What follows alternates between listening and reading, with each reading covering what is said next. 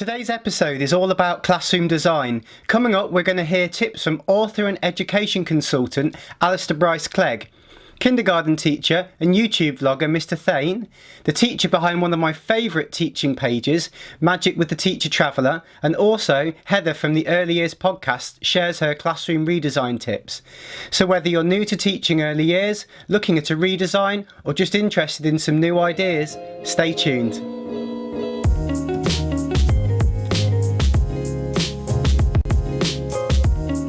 I remember one of the times I moved schools and was given a brand new classroom. Over the summer, I spent times emptying the cupboards, cleaning and sorting through what was left by the last teacher. I found it difficult to think of what I needed to keep, what needed to be thrown away, and what should I order. I was recommended by an advisor to use the EYFS book as a starting point. If you don't know about this book, it's basically a self-checklist called the Early Childhood Environmental Rating Scale. It's a great auditing tool where you basically follow a list and count up the resources that are split into various areas such as indoor space, furniture, displays, various equipment, food areas, health and safety, water, blocks, nature, science, plus many more. It definitely helped me see where the gaps were in my daily continuous provision, and from there I could then build upon top of that my interest-based enhanced provision that was custom to my new cohort.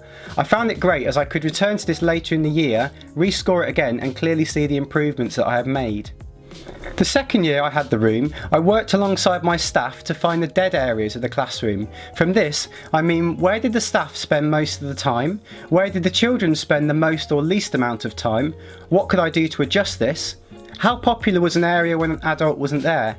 We mapped out the area and drew up a plan of what to change. For example, my book corner lost its momentum when an adult wasn't in the corner reading stories. From there, we added more books and magazines based on the children's interest, added story sacks with little puppets linked to the stories, keyword games, iPad sound games, and sound buttons. We also minimised the books but had children monitors who rotated them on a daily basis so they were refreshed. The impact of this was that the area became more alive during the free flow time. Not every idea I have always works for the children, and I have to reflect and be honest with myself. Did I not give enough support and enthusiasm to model it and show this area, or do I need to change it as it just didn't engage them the way I thought it would? Okay, let's hear from our guests. Please go and check out their channels and websites. All of the links will be in the YouTube description, and if you haven't already, it will mean a lot if you subscribe to me on this channel, as I'll be making more early years videos and key stage 1 videos soon. What's going on? My name is Mr. Thain from the Mr. Thain channel on YouTube, and I've been teaching kindergarten for 6 years. When it comes to classroom setup, I've got 3 rules and 3 rules only. When I'm setting up my classroom, it's important that my classroom is clean, organized, and functional. That's it.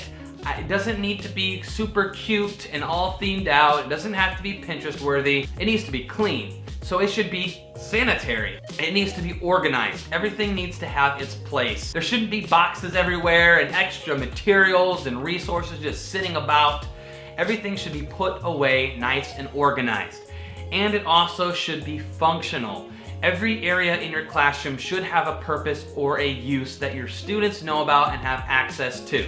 So when you look around your classroom, when you're all done setting up and you look around, you should be able to use those 3 things as a criteria. Look around. Is it clean? Does it look clean and healthy and safe? Is it organized? Do I have extra stuff just sitting about for no reason? And is it functional? Will my students have access to these areas? Are they clearly defined spaces? Is there a library area? Is there a computer area? Everything should have its role and its function. Hello, I'm Alistair Bryce Clegg from abcdoes.com, and James has asked me today to give you 3 of my top tips for classroom display, but only within 2 minutes. So, tip number 1, I would say keep your backgrounds neutral. I know that a lot of us come from a history of early years where the brighter, the busier, the better. But actually for those little developing brains, it's much better to have simple backgrounds that really let their display stand out. And of course the most important thing about a display is that either it needs to inspire children, it needs to tell them something, or it make them feel ace about themselves because their work is up there. So you want that to really stand out. Tip number 2 would be, Keep your downloaded laminated stuff to a minimum. There is some brilliant stuff on those sites that you can use around your classroom environment, but actually when your classroom just becomes full of it, or your learning space just becomes full of it, children stop looking at it. They do a thing called look but don't see, where they're aware of all this pattern going on, but they don't actually stop to use it to inspire them in their play. So keep that to a minimum and make sure that your children got a good understanding of what is on the walls. Don't confuse print rich with rich in amount. Think about it as rich in meaning, so do your children understand what your display is all about.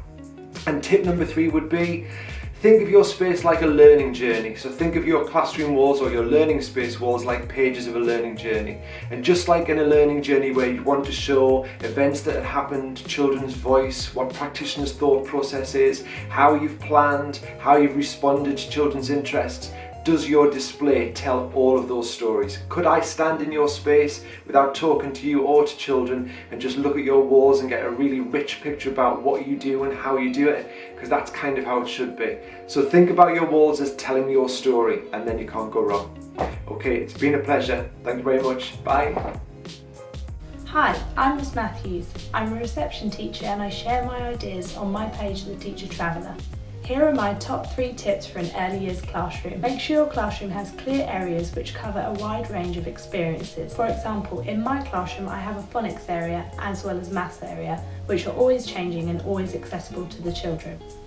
In the beginning of the year, I wanted the children to be able to write their names, so I placed their name cards as well as the letters that they would need to help them to practice this skill. Now that it is nearly the end of the year, I have changed my phonics area again in response to the children's next steps, which is now sentence writing. Other areas you can include in your classroom could be a junk modelling area, a self-care area, and an area to practice fine motor skills. Number 2 is never underestimate the power of books. Cover your classroom in a wide range of popular children's books, and whenever you get a spare moment, read. Not only is it crucial to language development, but children absolutely love to have a story read to them at the end of a busy school day. And finally, number 3 is to have a really rich role-play area. Role-play is so important for early years children. It stimulates talk, develops language, and this later develops into writing. Previously in my classroom I've had a pirate ship, an ice cream shop and even an ambulance, and they've all provided the children with a lot of fun. I hope that my tips came in useful and that they come in handy for your new class of children. Thank you. Hi, it's Heather from the Early Years podcast. I'm here to give you my 3 top tips about classroom redesign. So first of all, plan. Visualise and think about what you want out of the space, but also be realistic about the confinements that you might have and how big your space is. And a big part of that is involving your team in the process so that they also feel ownership over this redesign that you're having. So maybe things like having a mood board up in your classroom that they can share ideas. And then at the end of this planning and drawing out process, bring all of that together to make a concrete plan about what you're going to do. Secondly, think about less is more principle.